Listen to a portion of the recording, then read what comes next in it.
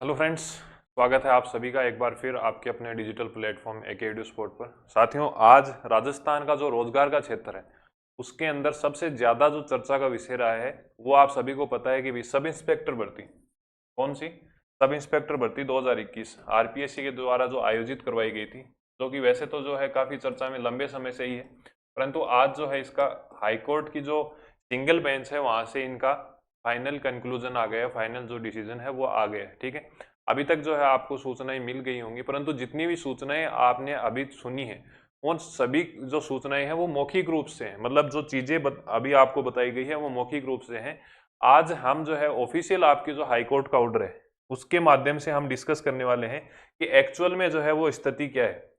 और ये जो वीडियो है ये आगे की आपकी रूपरेखा या आपकी जो प्लानिंग है उसको निर्धारित करने में सहायक रहेगा, ऐसी मैं उम्मीद करके चल रहा हूँ। क्योंकि हम यहाँ पर जो भी चीज़ें बात करेंगे वो टू द पॉइंट करने वाले हैं, और ऑफिशियल जो रिटर्न में चीज़ें हैं, जो ऑर्डर की कॉपी आई है उस ऑर्डर की कॉपी में करेंगे। लगभग 202 पेज जो है वो आपके इस ऑर्डर के अंदर है, जिसमें से कुल मिलाकर आपकी जो है वो 6 पॉइंट ऐसे हैं जो आपके काम के हैं। वो 6 पॉइंट ऐसे हैं जो आपकी आगे की डायरेक्शन को निश्चित करेंगे कि एक्चुअल में धरातल पर जो चीजें कही गई हैं वो कौन कौन सी हैं, किस प्रकार से जो है वो आगे की रूपरेखा आपको बनानी है। अगर हम बात करें, देखो वैसे तो काफी कुछ इसमें लिखा हुआ है, कई रिपोर्ट है उनके हवाले दिए गए हैं, राज्य सरकार का पक्ष भी इसमें शामिल किया गया है, परंतु आपको क्या करना है वो निर्धारित करने वाले ये 6 पॉइंट है। ठीक है, तो अगर आप खुद से भी अगर पेज नंबर 191 में जाओगे, कितने पर जाओगे, 191 पर जाओगे, तो वहां पर सबसे पहले ये लिखा हुआ आएगा। पहला जो क्लोज है वो क्या लिखा हुआ है कि that the government should prepare a detail report with supporting material. मतलब ये कहा गया है, हाईकोर्ट ने जो है वो आदेश दिया है कि आपकी जो राजस्थान गवर्नमेंट है वो एक डिटेल रिपोर्ट जो है वो सबमिट करे। हालांकि ये चीजें आपकी जो है वो पहला पॉइंट इतना काम का नहीं है। फिर हम बात करते हैं दूसरे पॉइंट की। देखो दूसरा पॉइंट क्या कहता है कि the RPSC should also be instruct.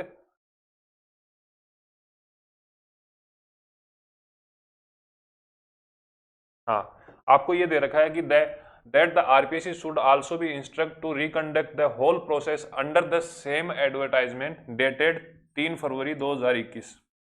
यहाँ आरपीएससी को ये निर्देश दिए गए हैं कि 3 फरवरी 2021 को जो नोटिफिकेशन आरपीएससी के द्वारा जारी किया गया था वो पूरी प्रोसेस आपको क्या करनी है, रिकंडक्ट करनी है। क्या करनी है? रिकंडक्ट करनी है। ठीक है, तो अगर ये जो रेफरेंस लग रहे हैं कि भाई 3 फरवरी 2021 को कौन सा जो है आर्टिकल आपका आया था, कौन सा जो एडवर्टाइजमेंट आया था, तो ये ध्यान रखना है इस नोटिफिकेशन की बात की जा रही है जो कि यहाँ पर आरपीएससी ने 3 फरवरी 2021 को जारी किया था 859 पदों पर। एसआई 2021 का जो नोटिफिकेशन जारी हुआ था वहां आप देख सकते हो कि ये अपने जो कुछ पोस्ट थी और उन पोस्ट के ऊपर जो है वो आरपीएससी ने रिक्वायरमेंट जो आपका नोटिफिकेशन है वो जारी किया गया। तो यही कहा है जो आपकी माननीय हाईकोर्ट है उन्होंने कि 3 फरवरी 2021 का जो नोटिफिकेशन जारी किया है और उस आधार पर जो भी आपने कार्रवाई की है वो सारी की सारी कार्रवाई क्या करनी है, रिकंडक्ट करनी है। या फिर making an alternative arrangement in the novel advertisement तो इश्यूड वाइड नोटिफिकेशन डेटेड 17 जुलाई 2025। तो ध्यान रखना है आपको, 17 जुलाई 2025 को जो है वो आरपीएससी ने एसआई 2025 की जो नोटिफिकेशन है वो जारी किया था। ठीक है, तो ये कहा गया है या तो वो जो 2021 वाली प्रोसेस है उसको रिकंडक्ट करवाइए, या फिर क्या कर सकते हो, एक अल्टरनेटिव आपको व्यवस्था बनानी है, एक वैकल्पिक व्यवस्था बनानी है, जिससे क्या कर सकते हैं आप 17 जुलाई 2025 का जो नोटिफिकेशन है उसमें आप क्या कर सकते हो, ऐड कर सकते हो। और जिसके फॉर्म की जो डेट चल रही है वो कितनी है, 8 सितंबर 2025 चल रही है। ठीक है, तो 8 सितंबर 2025 तक जो फॉर्म भरे जा रहे हैं उनमें ये पद आप क्या कर सकते हो, शामिल कर सकते हो। ठीक है, और क्या कहा गया है, हाँ ये मतलब ये कहा गया है कि जो आपकी जो पुरानी पोस्ट थी वो कितनी थी, 859, और नई पोस्ट कौन सी है, 1015। तो कुल मिलाकर जो है वो आपकी 1874 पोस्ट के आसपास जो है वो आपकी यहाँ पर हो जाएंगी। 1874 जो नई पोस्ट की जो है, इस इन पोस्ट पर जो वेकेंट पोस्ट हैं इनके ऊपर नई भर्ती जो है वो रिकंडक्ट करवाई जाए। ये माननीय हाईकोर्ट ने जो है वो डिसीजन दिया है आज की जो सुनवाई, जो रिजर्व रखा गया था फैसला उसके अंदर। ठीक है, उसके बाद में थर्ड डायरेक्शन क्या रखा गया है, थर्ड में आपका कहा गया है कि that to be fair to the applicants reasonable time for the preparation and appearing in the examination should be allowed. मतलब ये कहा गया है कि जितने भी कैंडिडेट हैं उन सभी को क्या किया जाए, सफिशिएंट टाइम दिया जाए। तो टाइम का मैंने आपको बता ही रखा है कि आपकी एग्जाम डेट जो है वो आरपीएससी ने डिक्लेयर कर दी है। आपकी एग्जाम जो है वो अप्रैल 2025 के अंदर जो है वो एग्जाम डेट है, तो सफिशिएंट टाइम तो आपको पहले से ही दे रखा है। तो आपके पास में सबसे पहली बात तो ये है कि 2021 की भर्ती जो है वो वर्तमान समय तक जो वो कैंसिल कर दी गई है। इसको रिकंडक्ट करवाया जाएगा या फिर जो वैकेंसी अभी रनिंग में चल रही है, जो 2025 की नई एसआई की भर्ती है, उसके अंदर जो है इनको शामिल कर लिया जाएगा। यहां तक बात समझ में आ गई। अब ये क्या कहा गया है कि सफिशिएंट टाइम देना है, ठीक है। फिर हम बात करते हैं फोर्थ पॉइंट की। फोर्थ पॉइंट में आपको क्या कहा गया है कि that the RPSC should be instructed to ensure fairness and transparency। मतलब अब जो एग्जाम होगी उसमें क्या रखनी है, आपको ट्रांसपेरेंसी रखनी है, फेयरनेस रखनी है। और पांचवा पॉइंट है कि that as soon as the RPSC decide and cancel the process as mentioned above, the appointments made on the basis of the previous process should be immediately cancelled by the government with all legal consequence। मतलब ये कहा गया है कि RPSC जितना जल्दी हो सके उतना जल्दी जो है वो जितनी भी अपॉइंटमेंट जो हमने 2021 की भर्ती की है उन सभी को क्या करना है, कैंसिल करना है। और किस मद्देनजर रखते हुए करना है, गवर्नमेंट इस चीज का ध्यान रखेगी जितने भी लीगल कॉन्सिक्वेंस हैं, मतलब कोई भी जो कानूनी दांव पेच हैं उनको पूरे मद्देनजर रखते हुए क्या करना है, कैंसिल करना है, ठीक है।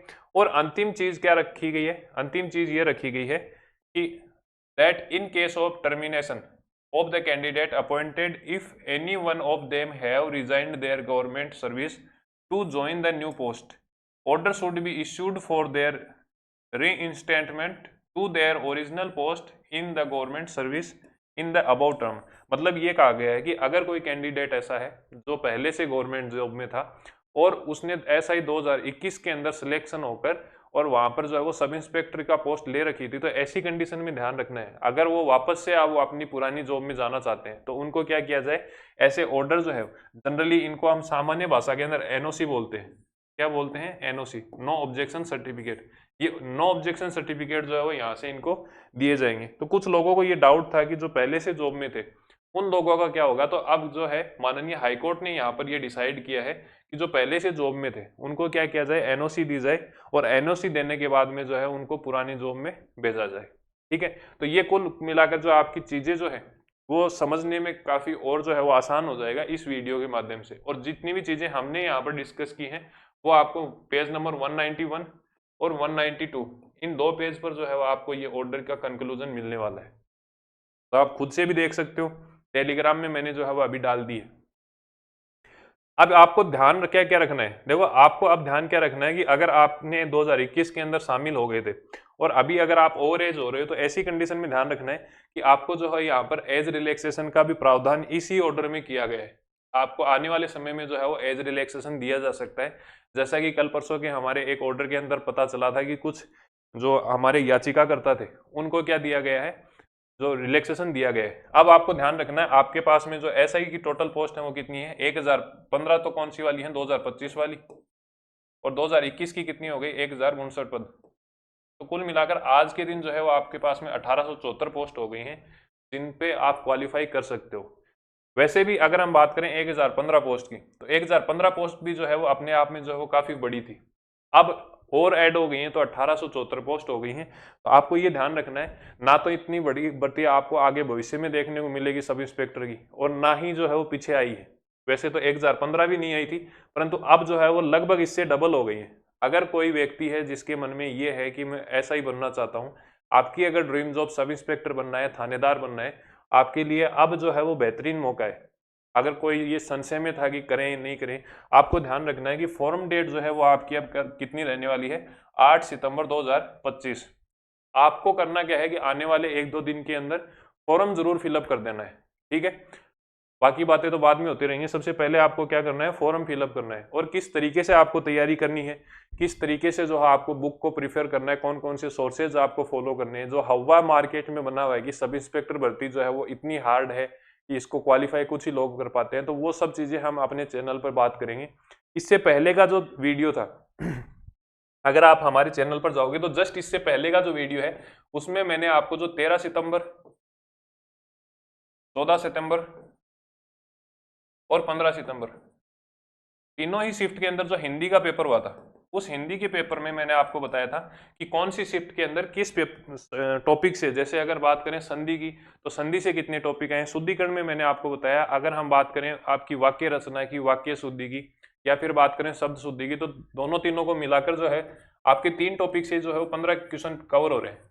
और नंबर्स की बात करें तो 30 क्वेश्चन जो है वो आपके यहाँ पर कवर हो रहे हैं। तो इस प्रकार से एनालिसिस करते हुए आपको तैयारी करनी है, और ये चीजें हम आपके लिए कर रहे हैं, आपको करने की आवश्यकता नहीं है। जो पीडीएफ मैंने डाली थी टेलीग्राम में, उसके बाद में काफी लोगों का ये आया था कि सर जीके और जीएस की भी ऐसी पीडीएफ जो है हमें तैयार करके दे दो, तो जल्दी कर देंगे।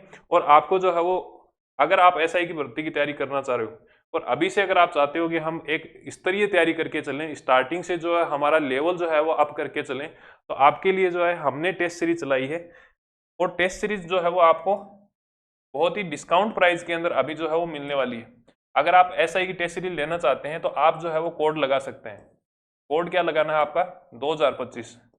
2025 जैसे ही आप कोड लगाओगे तो कोड लगाते ही जो है आपको डिस्काउंट प्राइस यहाँ पर मिल जाएगी, जिसमें आपको हिंदी के 21 पेपर मिलने वाले हैं, और जो आपका जीके जीएस वाला पोर्शन है, उस जीके जीएस वाले पोर्शन के भी आपको जो है वो 21 क्वेश्चन, 21 पेपर जो है वो मिलने वाले हैं। तो इस प्रकार से जो है आपकी बहुत बेहतरीन और अच्छे लेवल के साथ में हम तैयारी करेंगे। आपका हिंदी का फर्स्ट पेपर ऑलरेडी एप्लीकेशन में अपलोड हो चुका है, जिसका सभी के लिए मतलब फ्री है, वो आप जो है वो फ्री ऑफ कॉस्ट जो है इसको अटेम्प्ट कर सकते हैं, और उस लेवल के आपको जो है वो ऑथेंटिक सोर्सेज के साथ में क्वेश्चन मिल रहे हैं, वो आप यहाँ पर जांच सकते हैं।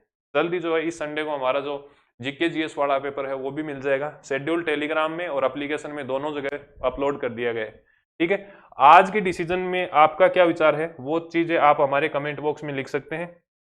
बाकी मिलते हैं जल्दी एक नए सेशन के साथ में। अगले सेशन में हम बात करेंगे कि जो जीके जीएस है, उस जीके जीएस में प्रत्येक शिफ्ट में से कितने क्वेश्चन पूछे जाते हैं, कौन से सेक्शन का कितना वेटेज रहता है। और वैसे तो आपको खैर पूरा सिलेबस ही कवर करना है, परंतु स्पेशली कौन से सेक्शन पे आपको ज़्यादा जोर देना है, उस चीज़ के बारे में हम आगे वाले वीडियो में बात करने वाले हैं। तो आपको कैसा क्या लगा है आज का डिसीजन और ये सेशन, दोनों का फीडबैक आपको कहाँ लिखना है? कमेंट बॉक्स में। और जो भी आपकी प्रतिक्रियाएं हैं वो भी आपको जो है वो साथ साथ में लिखते जानी है। फिर भी अगर आपकी कोई क्वेरी रहती है तो आप कमेंट बॉक्स में लिख सकते हैं। जैसे जैसे हमें समय मिलता जाएगा, आपकी जो भी क्वेरीज रहेंगी, जो भी संशय रहेंगे, उनका हम समय रहते आपको रिप्लाई देने की कोशिश करेंगे। धन्यवाद, मिलते हैं एक नए सेशन के साथ। थैंक यू, जय हिंद, जय भारत।